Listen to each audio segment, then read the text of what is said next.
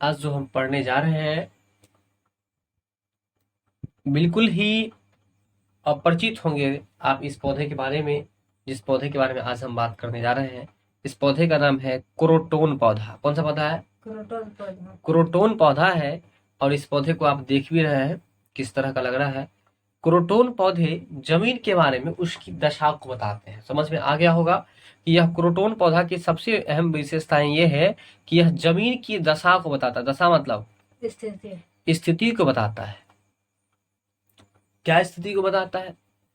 तो यानी सिग्नल देने का ये काम करता है। जिस तरह से रेलवे स्टेशन पर या रेलवे मार्ग पर सिग्नल देखते होंगे, नहीं, अगर लाइन क्लियर नहीं हो तो रेड लाइट जलती है, अगर लाइन क्लियर हो जाए तो हरी लाइट जलती है।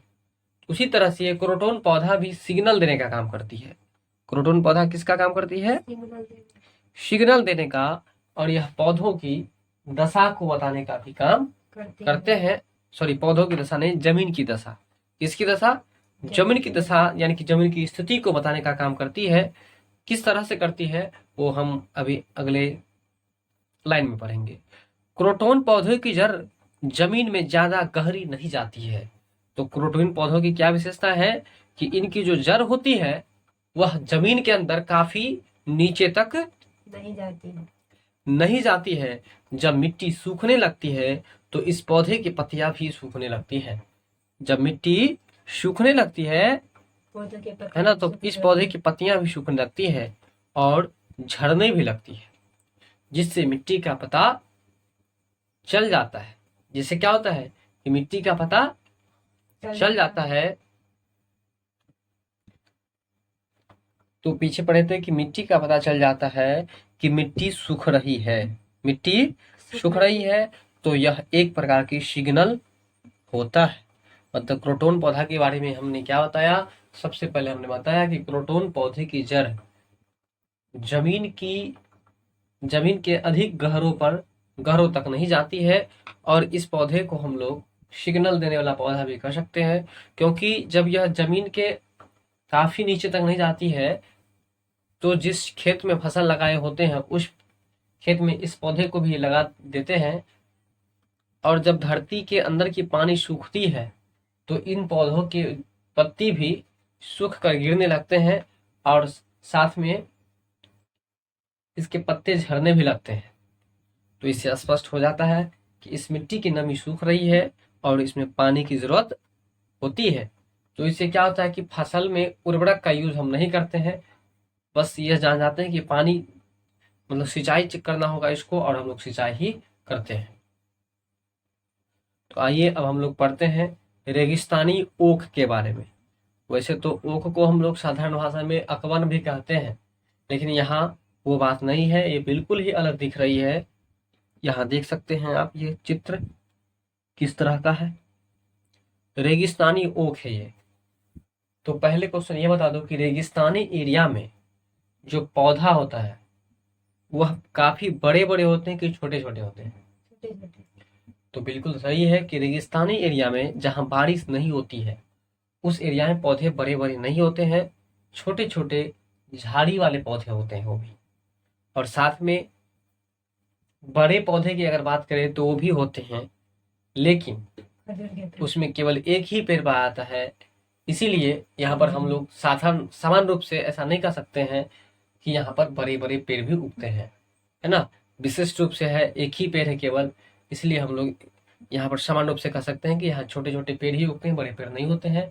तो बड़े पेड़ कौन से हैं? खजूर है। और खजूर क्यों है? क्योंकि खजूर को अधिक पानी की जरूरत नहीं होती, है ना। और इस वजह से ही खजूर का पौधा नहीं,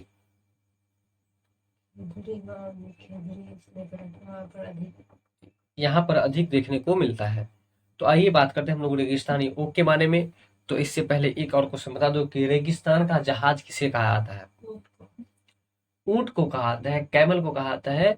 आप लोग इसको नोट कर लेंगे अपनी कॉपी में कि रेगिस्तान का जहाज किसे कहा जाता है? ऊंट को।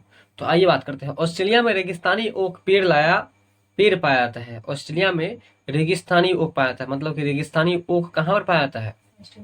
देखो रेगिस्तानी ओक में लगा हुआ है ओ आ क ओक, तो ओ से हो जाएगा ऑस्ट्रेलिया, यानी कि रेगिस्तानी ओक कहाँ में पाया जाएगा?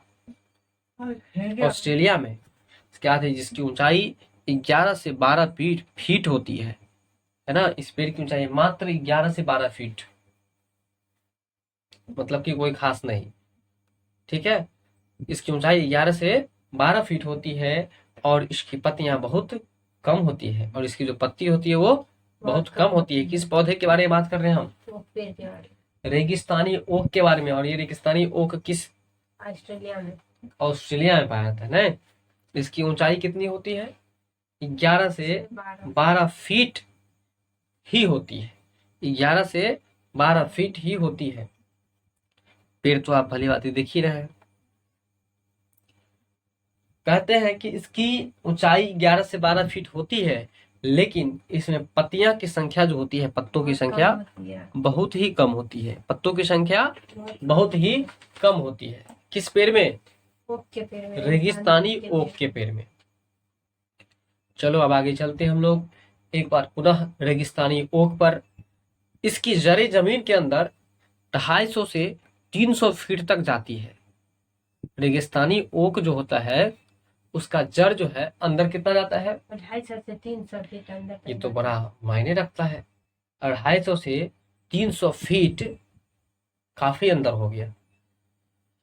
इसकी जो जड़ें होती है वह 250 से 300 फीट अंदर तक जाती है, और जब तक पानी न पहुंच जाए, मतलब जब तक पानी तक इसकी जड़ नहीं पहुंच जाए तब तक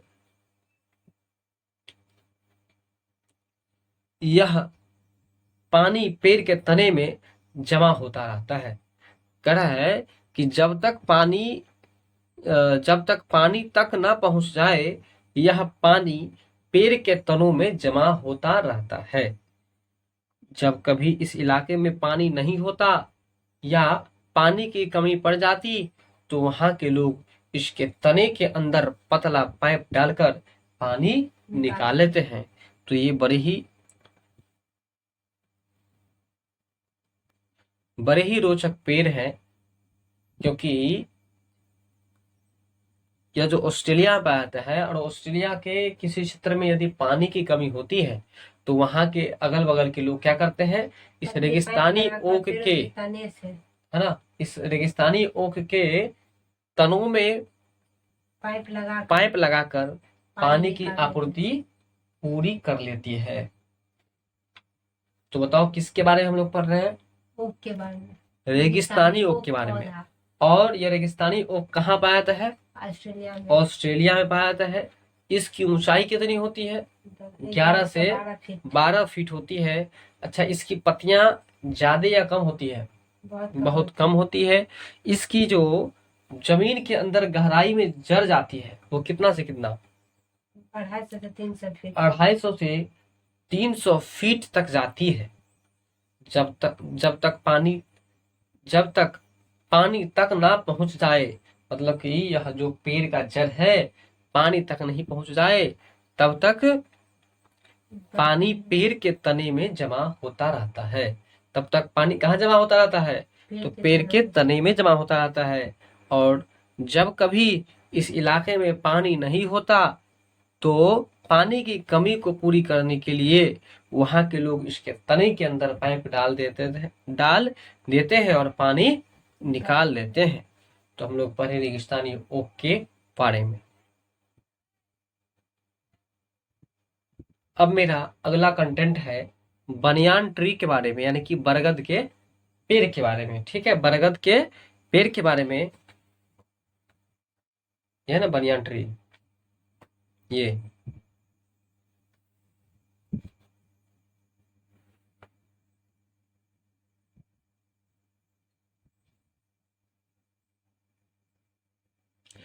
तो ये बनियान ट्री है जिसका हिंदी होता है बरगद का पेड़। बरगद के पेड़ की लटकन उसकी जड़ें होती है, यानी कि बरगद के पेड़ में देखना कि ऊपर से लटका हुआ रहता है और वह क्या होता है? जड़ बन जाता है। तो उसकी जड़ें होती है ये टहनियों से निकलती है। ये कहाँ से निकलती है? टहनियों से टहनियों से निकलती है और बढ़ते बढ़ते जमीन के अंदर चल जाती है।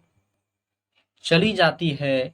यह जड़ें मजबूत खंभे की तरह पेड़ को सहारा देती है और इनकी जो जड़ है वह मजबूत एक पिलर के तरीका से, एक खंभा के तरीका से इस पेड़ को खड़े रहने के लिए क्या देते हैं? काम करता है। सहारा देते हैं।